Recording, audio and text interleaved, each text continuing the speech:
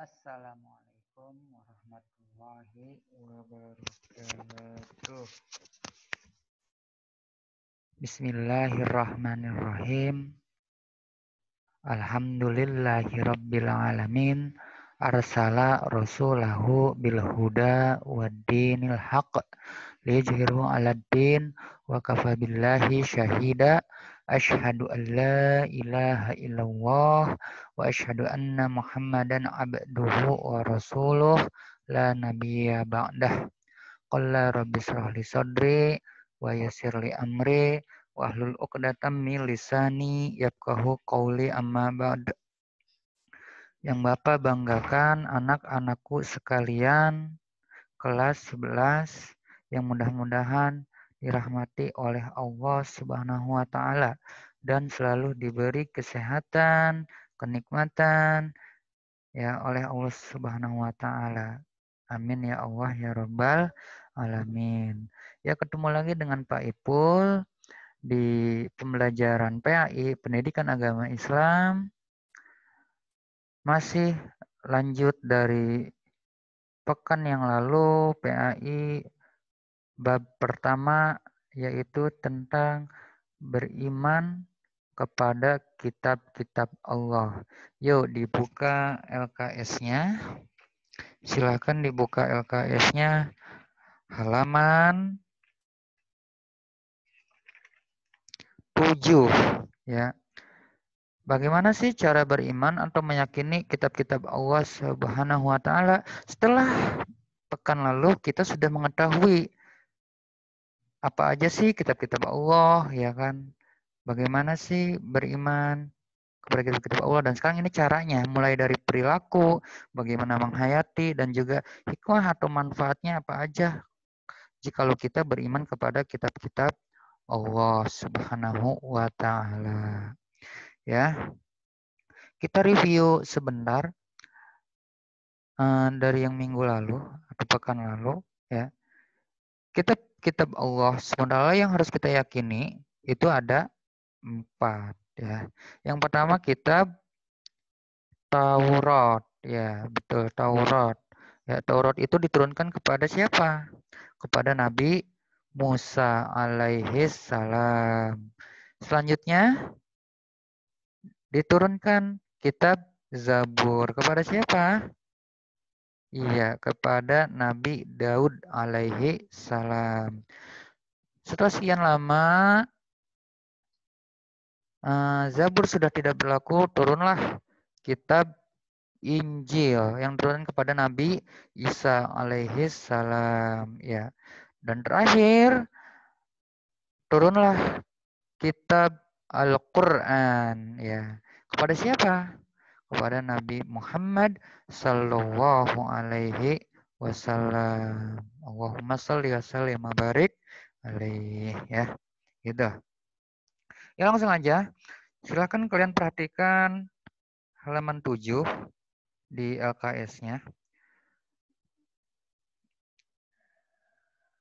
Apa itu? Nah ini, perilaku yang mencerminkan kesadaran beriman kepada kitab-kitab Allah Subhanahu wa taala. Dalam mengimani kitab-kitab Allah Subhanahu wa taala, kita juga perlu untuk mencerminkan perilaku atau perbuatan ya yang berorientasi kepada apa? Kepada kitab Allah. Banyak cara yang dapat kita lakukan. Apa aja? Yang pertama, meyakini bahwa benar kitab tersebut datangnya dari Allah Subhanahu wa taala. Ya, langsung dari Allah. Jangan beranggapan bahwa kitab itu hanyalah karangan manusia. Jika memang ada yang seperti itu, ya. Misalkan Al-Qur'an dianggap karangan manusia, bahkan ada yang dulu menganggap Al-Qur'an itu adalah karangan Nabi Muhammad. Itu jangan percaya. Kenapa? Karena yang namanya Al-Qur'an itu sudah terpelihara keasliannya. Dan untuk kitab yang lain, Pak, bagaimana? Apakah benar-benar masih ada yang aslinya? Apakah sudah tidak ada? Gitu kan. Karena apa? Karena yang sekarang yang berlaku adalah kitab Al-Qur'an, dan kitab-kitab yang terdahulu itu sebenarnya sudah tidak ada bahkan yang beredar yang kitab-kitab Injil ya yang sudah kita bahas kemarin nih, ada kitab Injil itu ada 4 kitab yang dikarang oleh manusia ya, bukan dari Allah ya. Itu bisa kita lihat flashback ke belakang di halaman 5 itu untuk Injil itu ada 4 ya yang karangan manusia. Itu ya bisa dibilang oknum-oknum ya, oknum ya. Jadi jangan dipercaya ya, kalau Injil yang itu jangan dipercaya. Ya, jadi kita hanya mempercayai ya eh, kitab Taurat, Zabur, Injil itu hanya mempercayai bahwa Allah pernah menurunkannya kepada rasul-rasulnya. Sekarang kita hanya wajib meyakini isi atau kandungan daripada kitab yang terakhir. Apa? Al-Quran yang diturunkan kepada Nabi Muhammad SAW. Untuk kitab-kitab sebelumnya itu kita hanya wajib mengimani bahwa Allah pernah menurunkannya. Karena apa? Karena kitab-kitab yang sebelum Al-Quran itu sudah tidak berlaku. Dan di Al-Quran ini ya sudah Bapak singgung-singgung juga di pekan lalu. Apa namanya? Kitab Al-Quran ini adalah yang penyempurna kitab-kitab terdahulu. Itu salah satu fungsi daripada Al-Quran ya. Terus yang kedua, menjadikan kitab yang khusus diturunkan kepada kita sebagai pedoman hidup. Nah, iya ini. Salah satu fungsi kitab itu adalah pedoman hidup. Apa sih Pak pedoman? Pedoman itu petunjuk ya. Petunjuk bagaimana cara kita bermasyarakat, bagaimana cara kita beribadah, ya kan? Seperti itu. Jadi kalau kita sebagai manusia berperilaku istilahnya ateis ya, tidak percaya akan adanya Tuhan, kitab dan sebagainya, itu ya hidup akan berantakan sebenarnya. Kenapa? Karena tidak ada aturan ya. Jangankan di agama, di negara, bahkan di keluarga pun ya itu pasti ada aturan ya. Itu ada aturan harus menuruti istilahnya kalau di sekolah itu ada tata tertib atau pedoman bagaimana cara belajar yang baik gitu kan, bagaimana cara menghormati guru, atau di rumah bagaimana sih cara apa namanya ya pokoknya peraturan-peraturan yang istilahnya itu petunjuk untuk hidup lebih baik ya. Terus yang ketiga, memahami isi kandungan kitab Allah Subhanahu wa taala. Isi kandungannya apa? Ya. Jadi kita usahakan kita itu belajar ya, kita itu belajar Al-Qur'an itu pasti ada yang namanya isi kandungannya. Per ayat itu ada isi kandungannya. Ya. Misalkan tentang Al-Qari'ah berarti isi kandungannya tentang apa? Tentang hari kiamat. Nah, kita berarti harus memahami dalam surah Al-Qari'ah itu bagaimana sih kiamat itu, ya kan? Apa sih yang terjadi kalau hari kiamat itu tiba gitu kan? Itu diceritakan dalam surah tersebut ya. Gitu. Jadi kita harus bisa istilahnya mengkaji ya, mengkaji bagaimana sih isi dalam kitab tersebut ya. Nah, sekarang apa? Kitab apa? Ya, sekarang ini kita wajib memahami, meyakini itu kandungan isi kitab Al-Qur'an. Karena apa? Karena ya hanya Al-Qur'an saja yang sekarang wajib kita imani isinya. Ingat loh ya, yang wajib kita imani isinya sekarang hanya Al-Qur'an ya. Karena hanya Islam agama yang diridhoi oleh Allah. Agama Yahudi, agama Nasrani, agama yang lain itu tidak diridhoi oleh Allah. Ya, walaupun dulu Yahudi sempat ya itu ya Yahudi yang zaman dulu itu menyembah Allah, Nasrani yang zaman dulu itu menyembah Allah. Ya Yahudi zaman sekarang, Nasrani zaman sekarang, apalagi Nasrani orang Kristen menyembahnya apa? Mohon maaf ya, menyembahnya ya Yesus, itu patung. Patung kan bisa dibilang dia menyembah berhala.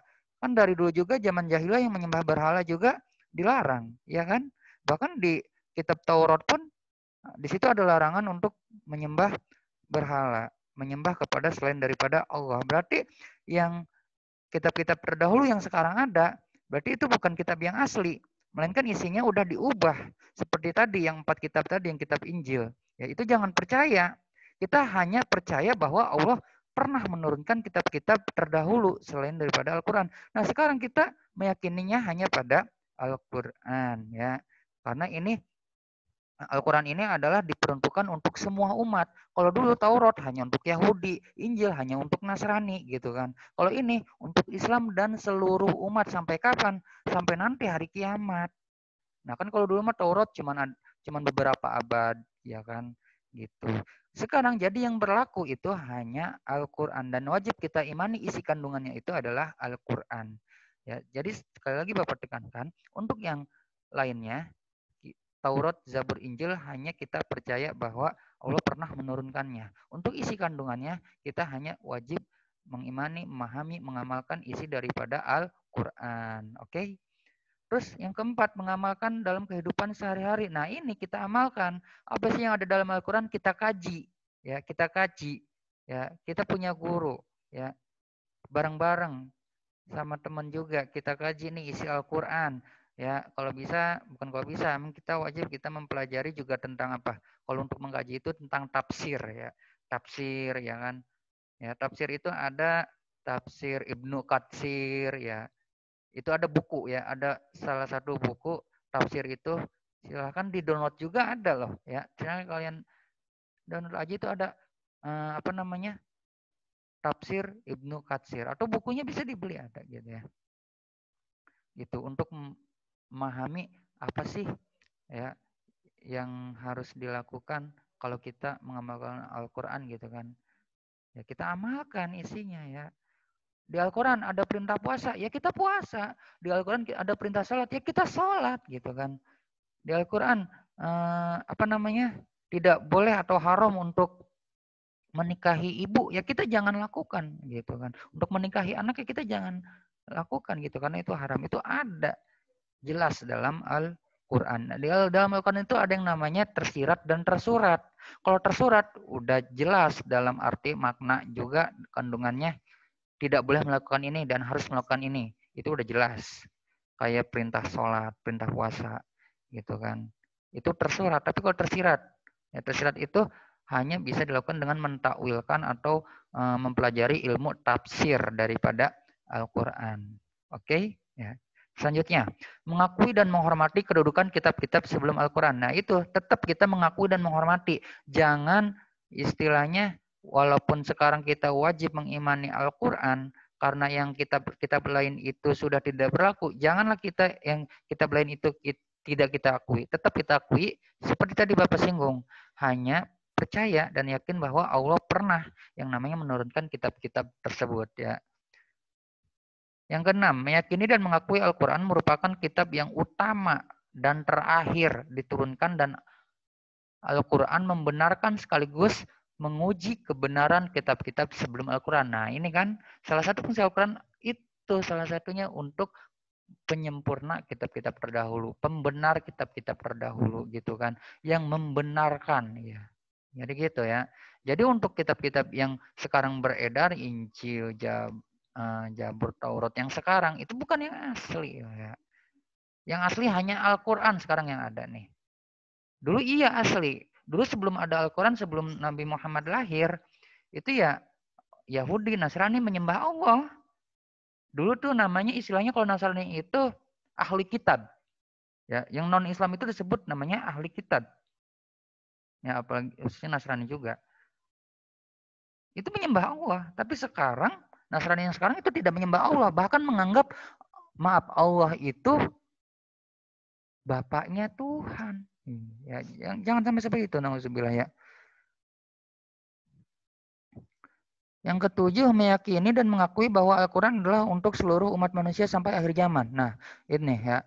Kalau misalkan Zabur hanya untuk Yahudi, Taurat juga untuk Yahudi, apa namanya, Injil untuk Nasrani, hanya untuk kaum Zabur hanya untuk kaumnya Nabi Musa. Maaf, Zabur hanya untuk kaumnya Nabi Daud. Taurat hanya untuk kaumnya Nabi Musa. Injil hanya untuk kaumnya Nabi Isa. Tapi Al-Quran itu untuk seluruh umat manusia sampai akhir zaman. Kapan sih Pak akhir zaman? Akhir zaman itu sampai nanti hari kiamat tiba. Ya. sampai hari kiamat tiba, baru tidak berlaku. Ya, memang sudah tidak berlaku karena apa? Dunia sudah hancur. Nanti juga salah satu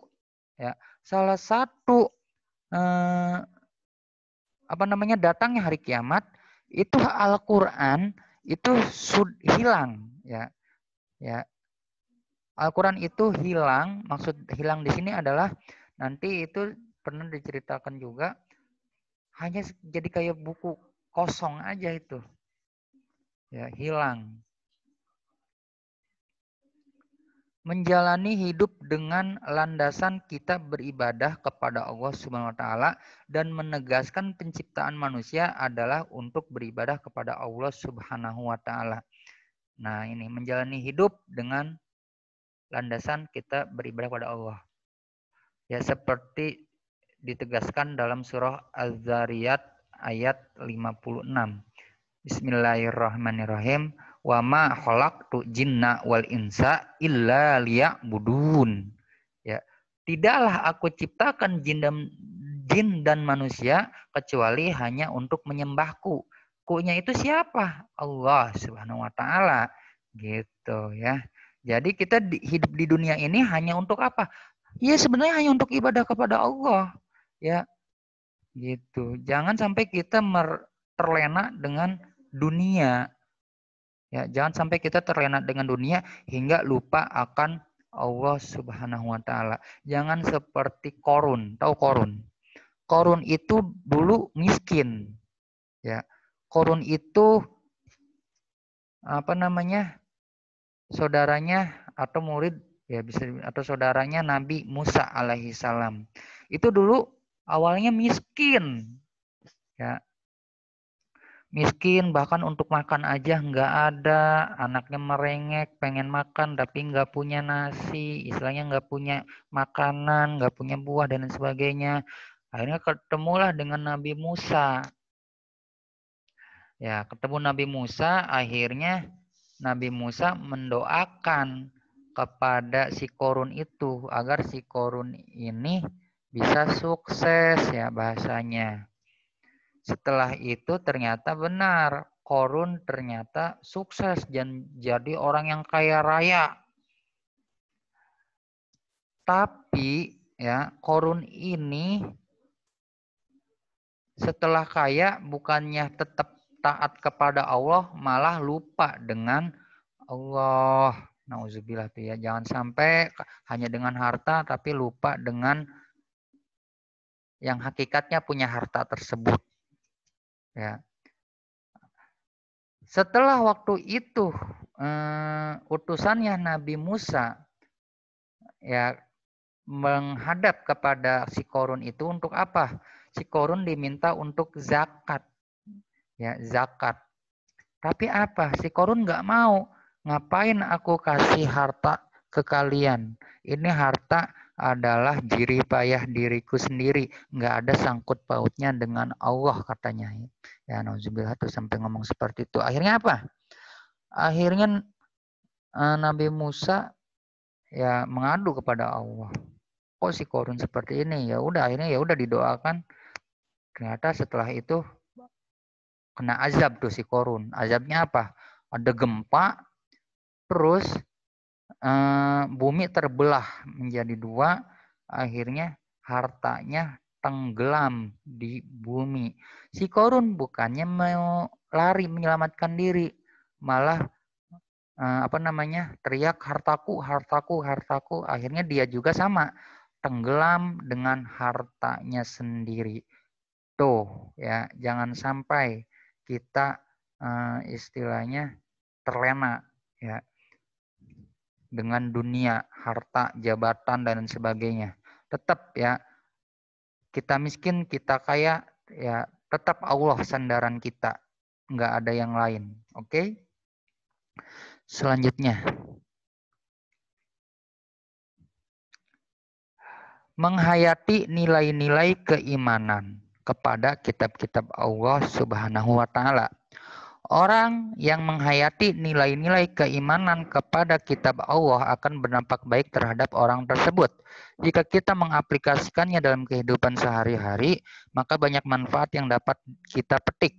Di antaranya manfaat yang dapat kita ambil dari menghayati nilai-nilai keimanan kepada kitab-kitab Allah tersebut adalah sebagai berikut. Apa aja? Yang pertama, optimis dalam beribadah kepada Allah Subhanahu wa taala atas segala usaha yang dilakukannya karena percaya pertolongan Allah Subhanahu wa taala sangat dekat kepada orang yang berbuat baik. Nah, optimis. Ingat kata Allah apa? Ud'uni astajib lakum. Ya, berdoalah maka aku akan mengabulkannya. Ya, kita optimis, kita berusaha, kita ikhtiar, lalu kita berdoa, baru kita tawakal. Nah, insya Allah dengan hal ini Allah akan melihat kita, memperhatikan kita. Oh ini hambaku, apa namanya, rajin banget usahanya, doanya, ya kan. Ya, insya Allah dengan optimisme dalam beribadah kepada Allah ini akan membuat kita apa namanya, untuk ke depan yang lebih baik, ya gitu. Sangat dekat kepada orang yang berbuat baik, ya. Ingat, ya jangan istilahnya pesimis. Udah sholat, udah doa, tapi tetap aja miskin. Jangan begitu ya. Tapi tetap aja nggak punya uang, nggak punya makanan. Jangan. Ya itu namanya berputus asa di jalan Allah. Itu Allah murka, itu Allah benci yang seperti itu. Jangan sampai seperti itu ya. Nggak boleh pesimis. Walaupun jadi maaf orang miskin, ya orang nggak punya tetap harus optimis. Kita percaya kita punya Allah. Allah itu nggak tidur ya. Allah itu nggak tidur. Ya. Yang selanjutnya selalu bersyukur jika mendapat nikmat. Nah ini. Ingat, ada dalam surah apa? Ibrahim ayat 7. Ya kan? Apa isinya? Jika kita bersyukur, ya, maka Allah menambah nikmat kita, intinya tuh. Dan jika kita kufur alias tidak bersyukur kepada Allah, maka Allah malah apa? Malah memberikan azab yang pedih. Iya kan? Seperti itu. Jadi kita harus bersyukur. Bersyukur itu dengan apa sih? Pertama dengan lisan, dengan mengucap alhamdulillahirabbil alamin. Terus dengan perbuatan apa? Ya walaupun sedang luang, sedang sempit, ya itu selalu bersyukur dengan apa? Bersedekah, infak, zakat. Itu salah satu cara bersyukur kepada Allah. Terus tabah dan sabar jika mendapat musibah dan cobaan. Iya, kita tuh harus tabah, harus sabar. Ya, cobaan itu datang bukan karena Allah benci. Cobaan itu datang sebenarnya karena kita sedang diuji. Ya, itu salah satu bentuk perhatian Allah kepada umat hambanya yang beriman. Ya memang ada musibah itu untuk sebagai peringatan atau azab. Itu ya beda. Itu untuk siapa dulu? Itu untuk orang yang kafir, orang yang tidak beriman. Makanya kita harus selalu beriman kepada Allah. Dan Pak, kenapa sih kok kita udah beriman, kita udah sholat tiap hari, kita udah puasa, udah zakat, udah haji, tapi tetap aja dikasih cobaan. Ya itu suatu bentuk perhatian Allah kepada kita. Dengan cobaan tersebut ya Allah akan, ya sakit aja contohnya ya. Dengan sakit itu, bahkan sepele ya, jangankan yang sakit parah, hanya cuma tertusuk duri aja, ya kita merasakan sakit nih, tertusuk duri, itu insya Allah akan mengampuni dosa kita. Dosa kita itu insya Allah akan berguguran ketika kita sedang dilanda musibah, ketika kita sedang dilanda sakit. Itu insya Allah dengan sakit kita, dengan musibah yang kita hadapi, itu dosa kita akan berguguran. Kita harus percaya seperti itu. Ya. Jangan sampai, aduh ya Allah gini-gini amat sih hidup. Ya itu nggak boleh, itu namanya mengeluh. Allah juga benci. Ya Allah nggak suka sama orang yang mengeluh. Sabar, sabar, dan sabar. Ingat. Ya. Jadi pelajar juga harus sabar dalam belajar. Jangan, aduh Pak susah banget sih. Aduh Bu, kok tugas mulu sih? Ya harus sabar, yang namanya belajar ya wajar dikasih tugas, wajar dikasih tes. Ini cobaan juga untuk apa? Meningkatkan derajat. Ya sama kayak kalian sekolah. Kalian mau lulus, pasti dites dulu kan? Kalian mau naik kelas, pasti dites dulu kan? Ya begitu juga untuk naik derajat di mata Allah ya harus dicoba dulu, dites dulu. Gitu. Terus yang keempat, senantiasa meminta pertolongan kepada Allah dalam kehidupan masyarakat, berbangsa, dan bernegara. Nah ya, ingat ya, Allah hanya satu-satunya sandaran.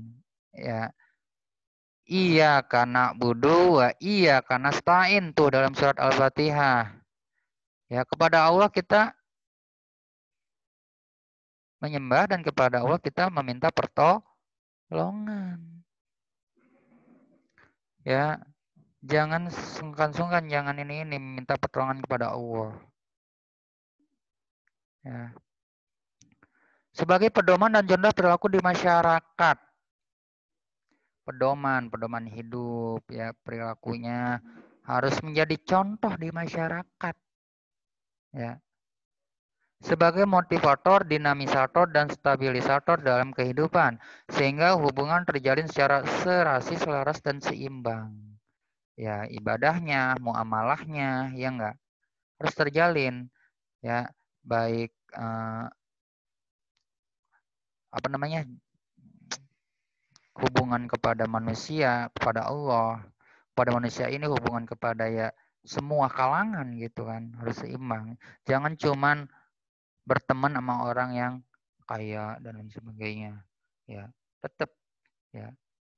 Bahkan sama non muslim juga kita nggak apa-apa berteman gitu. Asal kita jangan sampai mengganggu akidah atau ibadah kita gitu ya. Seperti itu. Oke, lanjut. Hikmah beriman kepada kitab-kitab Allah. Hikmah atau manfaat ya. Hikmah di sini bisa dibilang juga manfaatnya atau dampak positifnya. Kita itu harus beriman kepada kitab Allah. Apa sih yang pertama? Dijauhkan dari kesulitan hidup, selamat dunia dan akhirat, serta mendapat ridho Allah Subhanahu wa taala. Nah, ini nih. Jika kalau kita mau bahagia di dunia maupun di akhirat, kita harus mendapat ridho Allah. Bagaimana sih cara mendapat ridho Allah?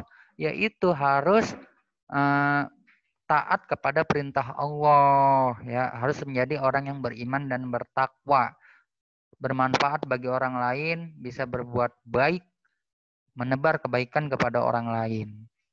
Yang kedua, semakin yakin untuk berperilaku sesuai dengan kitab Allah SWT. Tentu seorang muslim berperilaku sesuai dengan ajaran Al-Quran yang dicontohkan Rasulullah SAW. Ya, ini kita harus bisa memahami isi kandungan Al-Quran dan kita amalkan apa aja yang harus dilakukan sesuai dengan kandungan isi Al-Quran tersebut pun yang dicontohkan oleh Rasulullah. Meyakini bahwa Allah SWT tidak akan membiarkan makhluknya dunia hidup tanpa arah. Nah ini ingat, kita umat yang beragama. Ya, yang namanya agama itu dalam bahasa Sanskerta itu dari dua kata, ada a, ada gama. A itu tidak, artinya gama itu kacau. Jadi tidak kacau. Jadi kalau orang yang nggak beragama hidupnya akan kacau balau, hidup tanpa arah, tanpa tujuan. Nah kalau kita beragama, kita udah ada pedoman hidup, kita udah ada teladan juga Rasulullah, ya kan. Pedomannya apa? Al-Quran. Tinggal kita baca, kita kaji.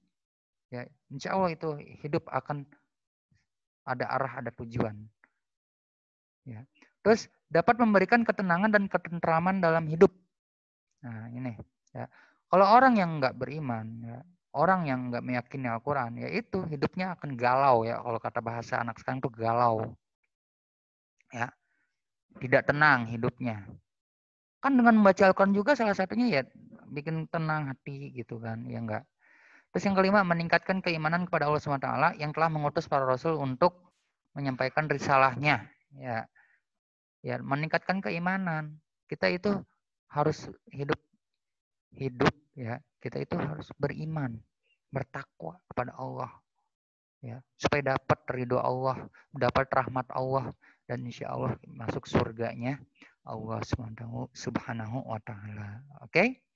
Terus yang terakhir, terjaga ketakwaannya dengan selalu menjalankan perintah Allah dan menjauhi semua larangannya. Ini ya, yang harus ditekankan. Ini intinya di sini.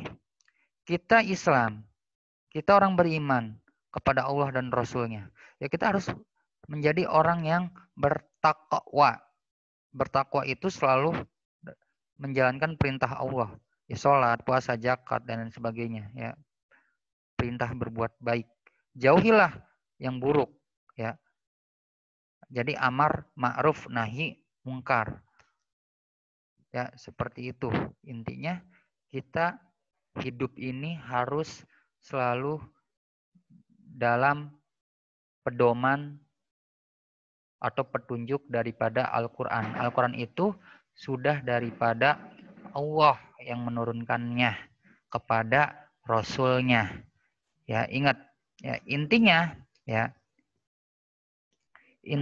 dalam bab 1 ini beriman kepada kitab-kitab Allah, ya, kesimpulannya itu intinya pertama kita harus meyakini bahwa Allah itu menurunkan kitab-kitabnya kepada Rasul-Rasulnya. Yang pertama Taurat kepada Nabi Musa, Zabur kepada Nabi Daud, Injil kepada Nabi Isa, dan Al-Quran kepada Nabi Muhammad. Dan keempat-empatnya ini mempunyai masa berlaku. Ya, Taurat mempunyai masa berlaku. Dari kapan? Dari tahun 12 sebelum Masehi sampai 10 sebelum Masehi. Kurang lebih 200 tahun. Udah setelah 200 tahun itu berlalu, ya kan? Diutuslah Nabi Daud mendapat kitab Zabur. Kitab Zabur itu dari 10 sebelum Masehi sampai 1 sebelum Masehi. Itu kurang lebih 1000 tahun kan, 10 abad tuh. Udah tuh nggak berlaku. Berlakulah apa namanya? Kitab Injil. Ya, itu berlakunya dari kapan? Dari 1 Masehi sampai 610 Masehi. Nah, 600 sudah tidak berlaku 610 Masehi. Sampailah kepada Nabi Muhammad Al-Quran dari 610 Masehi sampai nanti ujung hidup dunia ini. Kapan hari kiamat? Kita nggak tahu hari kiamat kapan. Hanya Allah yang tahu. Bahkan Rasul pun nggak tahu hari kiamat itu kapan. Hanya tahu tanda-tandanya. Ya, jadi ingat intinya daripada keempat kitab-kitab tersebut, yang sekarang wajib kita imani isinya dan amalannya, untuk pengamalannya itu hanya kitab Al-Quran. Dan untuk yang kitab yang lainnya, yang terdahulu, Taurat, Zabur, Injil, itu yang sekarang ada pun di orang Kristen dan orang Yahudi, itu bukan yang asli. Yang asli itu ya bisa dibilang udah nggak ada. Karena Al-Quran sekarang sudah menyempurnakan, sudah membenarkan, sudah ya bisa dibilang penyempurna kitab-kitab terdahulu. Jadi kita hanya percaya, mengimani bahwa Allah pernah yang namanya menurunkan kitab-kitab Taurat, Zabur, Injil. Gitu kan. Dan yang wajib sekarang kita imani isinya Al-Quran. Injil tuh ada yang 4 itu jangan diyakini. Karena itu adalah buatan oknum-oknum, buatan manusia, bukan buatan Allah. Oke? Ya. Jadi di situ ya, untuk kitab-kitab Allah. Kita percaya bahwa Allah pernah menurunkan kitab-kitab sebelum Al-Quran, dan sekarang kita wajib mengimani kitab yang sekarang masa berlakunya masih ada, Al-Quran. Kita amalkan, kita pelajari, kita baca, kita hafal, ya. Dan mudah-mudahan kita menjadi hamba Allah yang selalu mengamalkan isi daripada kitab-kitabnya utamanya ini adalah kitab suci umat Islam adalah Al-Qur'anul Karim, ya. Gitu. Jadi untuk yang kitab-kitab sebelumnya kita hanya mengimani bahwa Allah pernah menurunkan kitab-kitabnya, Taurat, Zabur, Injil, dan kita sekarang mengimani Al-Quran. Sampai kapan? Sampai nanti hari kiamat, sampai kita diwafatkan oleh Allah Subhanahu wa taala. Ya. Seperti itu. Mungkin ini saja yang dapat Bapak sampaikan. Mudah-mudahan dapat kalian pahami dengan baik. Untuk tugas nanti akan Bapak upload melalui Classroom, ya. Ya, mudah-mudahan kita selalu diberi rahmat oleh Allah SWT, diberi perlindungan, dan wabah pandemi COVID-19 ini mudah-mudahan cepat berakhir dan kita bisa nanti tatap muka. Ya, kita Bapak juga masih belum tahu kapan kita tatap muka. Ya, mudah-mudahan kita selalu berdoa aja semoga pandemi ini, wabah ini cepat berakhir sehingga kita bisa langsung tatap muka seperti normal biasanya. Oke. Hadana wa iyyakum ajmain. Kurang lebihnya mohon maaf. Wassalamualaikum warahmatullahi wabarakatuh.